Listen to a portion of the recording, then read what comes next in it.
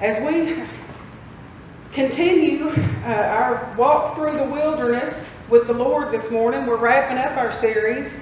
But I want to caution you against thinking that means it's over. As many of us can attest to, there's many mountaintop experiences and many valley experiences as we walk with the Lord through our lives.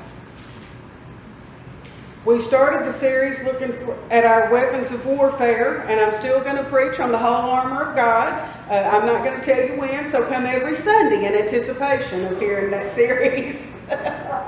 That's kind of how I got resaved.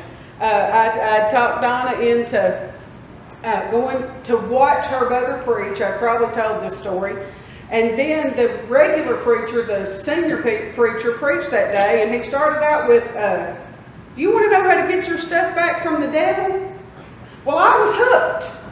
So, in all these years of preaching, I've never come up with something that hooked people like that, I don't think. I'm trying to hook you with the whole armor of God.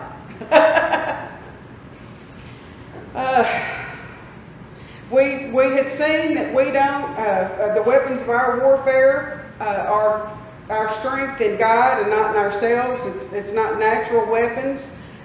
We saw God's provision and protection at the Red Sea, where the water stood up on either side, and then the next morning the Israelites saw their enemy dead on the banks.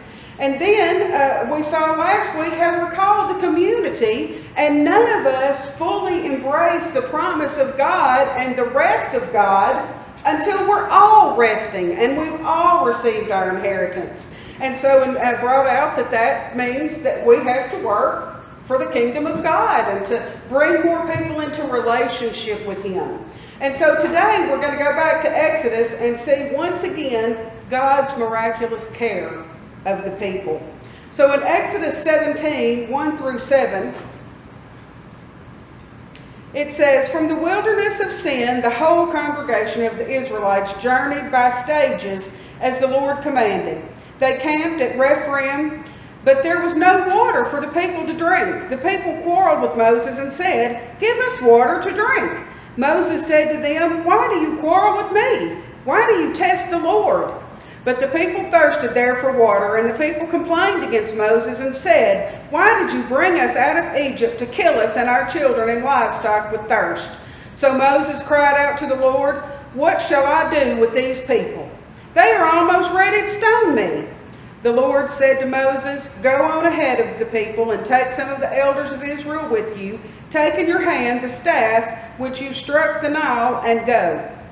I will be standing there in front of you on the rock at Horeb. Strike the rock, and water will come out of it so that the people may drink.' Moses did so in the sight of the elders of Israel. He called the place Massah and Meribah because the Israelites quarreled and tested the Lord, saying, 'Is the Lord among us or not?'" Is the Lord among us or not? Now that's a question, isn't it?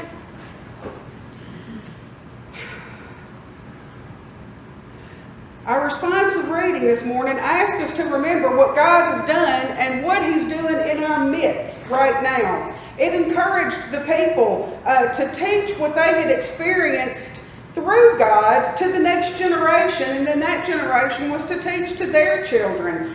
And so I suggest we would be better off today if we were spending a lot more time in mixed generations. We've become such a transient nation that, even when I was growing up and we moved to St. Louis, and so we would have to come home to see everybody. Everybody was here, and it just never quite did justice talking on the phone as when I came and saw Mama Teasy. It wasn't quite the same when she would tell me what she was cooking as opposed to what she would show me when I got here. And so we, kind of need to get back to that, don't we? We need to be passing things down generationally. And so that's the only way they had. That storytelling was their way of raising up the next generation. They didn't have their Bible. They didn't have a church as we know it. So they would sit and tell the stories of the goodness of God and the things they had seen him do and the things that they had brought him through. And so they would relive God's goodness and mercy and grace by telling and retelling the stories of what he has done. And so keep in mind, this group had just come across the Red Sea on dry land, stood on the shore the next morning, seen the carnage, and they had already received manna. Remember, he dropped manna from heaven and fed them every day. And then, on their rest day, the day before their rest day, he gave them a double portion. So they could be ensured of resting a day. And so that's another contention I have. I think we cram too much stuff in. I think we need a day that we can rest our bodies and our minds and concentrate on the goodness of God. That's a whole nother sermon. Show up every Sunday and see when I preach that one. I don't think anybody sitting in this congregation today knows how to rest, including the one standing in the pulpit. So maybe I should back off that a bit. So, we've seen a thing or two about God's provision and his protection and his love as we've journeyed through this wilderness. Now, don't misunderstand. They're still in the wilderness. They're still in that trial. But God's made every step with them. No matter what it looked like, God's been there. Well, now they're to a new place in their journey, and they're thirsty. So, in Arkansas language, they're having a fit, mumbling and complaining. Verse 1 says, "From the wilderness of sin, the whole congregation of the Israelites journeyed by stages as the Lord commanded. They camped at Rephidim, but there was no water for the people to drink." Now, we think that we're aware of needing water in this day and age, but think about how they got water. They had to find a source of water, go dip it up in buckets, in vessels, and bring it back to the house. They had to get enough water from the well or from the creek to even feed their livestock to water their livestock. So it wasn't, I really don't want us to think too hard about them being a little freaked out about not having any water. They understood the life-giving, the life-sustaining need for water. And so, without water, they had nowhere to go. Now, when I was young, my grandparents moved out to Hafer. And this was kind of funny and kind of sad. They were on well water and they had a pump house. So every once in a while, if the electricity went off or something, you'd have to go out and literally pump water into a bucket, and then you would have to pour that water on the pump and prime it to get water to come out of it. And then it was always so, fun. You'd run in the house and water would come out of the faucet again. Now we, the 5 granddaughters, thought that was the funnest thing. Mama Teasy did not think that was so fun, nor did any of us the day we went in the pump house and there was a big, huge snake. So from that day on, we stopped saying, "Oh, I hope the pump goes out," to "I hope the pump keeps running." So, we can compare that. We can compare them in the desert, in this wilderness they're going through, and they're like, "Oh no, the pump's not working. Where's the water?" To where we are now, that we know we have a constant flow of living water. We have that water that lets us never thirst again, don't we? So, verse 2 says, "The people quarreled with Moses and said, 'Give us water to drink.' And Moses said to them, 'Why do you quarrel with me? Why do you test the Lord?'" Now, y'all, this is kind of funny. Where did they think Moses was keeping enough water for everybody? Right? I mean, what made them think he had water? Well, I can tell you. Because they had already seen the miraculous happen through him on behalf of God. And so I think a better complaint would have been, "Hey, Moses, what are you going to get God to do? What's God going to do for us now?" But y'all, we are no different than them. We come through things and we come through things, and then we get to another point and we think, oh, well, look, I'm lacking here. What is going to happen? And he says, why don't you test God? After all that he's done, don't you think he's going to do something? Don't you think he knows what you're in need of? I mean, those are things that it makes me think that Moses was saying. But the people thirsted there for water, and the people complained against Moses and said, why did you bring us out of Egypt to kill us and our children and the livestock with thirst? Do y'all, that's pretty dramatic, and I know dramatic. If God wanted to kill them, why wouldn't he just let the Egyptians get them? If he wanted to kill them, why didn't he just let them starve? He didn't want to kill them. They didn't come out there to die. And so Moses was no less dramatic. He said, Lord, what am I going to do with these people? They're about to stone me.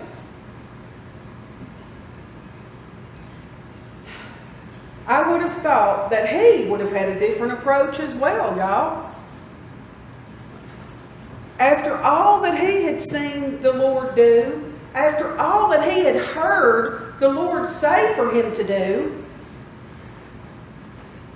I was a little surprised that he didn't come to God with a different statement. But I can tell you, I've been in that same place.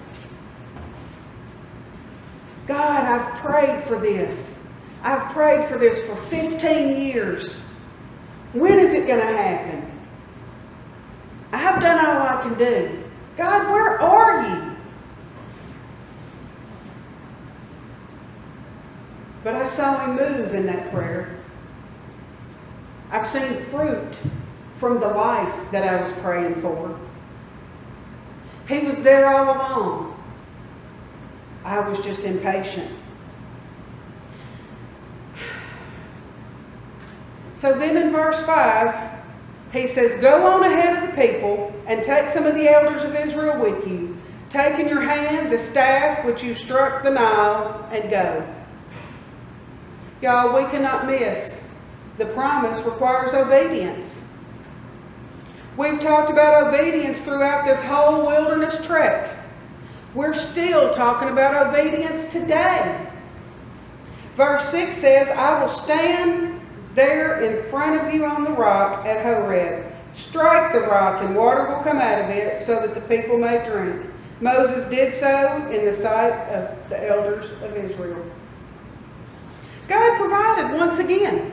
Water came out of the rock. The people and the livestock drank. But none of that happened until Moses and the leaders obeyed and did what they were supposed to do for the miracle to happen. Now, I'm not saying today that God's not joining us in our ministry and in our mission. We're joining him in his ministry and in his mission.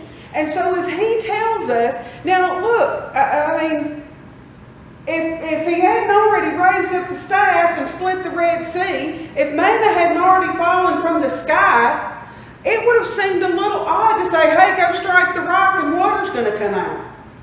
We all know water doesn't come from a rock. But he did. Because he had regained the attitude that God is able. So today, I want us to look at our attitudes and see if we still believe that God is able.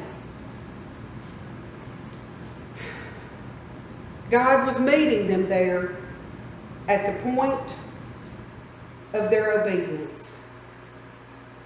And God meets us at our point of obedience.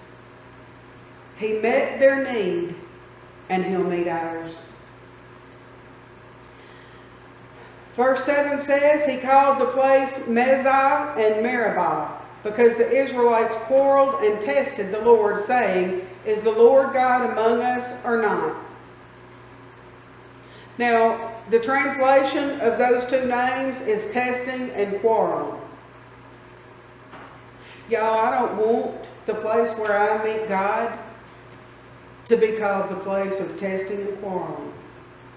I'm sure I've told you this before. Between God and Donna, I'm here today. I got up one Sunday morning. I was mad. I'd been praying about something and I hadn't gotten an answer. And as a matter of fact, it had gotten worse. And so I stomped. I did not walk quietly. I stomped in the kitchen. And I said, I'm not going to church. Donna didn't say anything. She just kept cooking breakfast. I got me another cup of coffee. I went back in my bedroom. A couple minutes later, stomped through the house. I said, I'm not going to church. Donna said, okay. She keeps cooking. So about 5 minutes later, I couldn't stand it. I stomped. I said, Donna, I said I am not going to church. She said, honey, you're running late. You're not going to get your makeup on. I said, but I said I'm not going. She said, oh, yeah, you're going. And going kicking and screaming is not obedience. So you might want to pray while you're in there. I did, in fact, go to church that day. I got a better attitude. See, it's not our time, it's His time. He answers, He meets us at our place of need. And what I needed at that time, y'all, was to know that His provision is there in my obedience. His love is never ending. His care for us is never ending. And it's there for us to see. You know, I don't want God's provision in my life to be named after a bad attitude. Do you?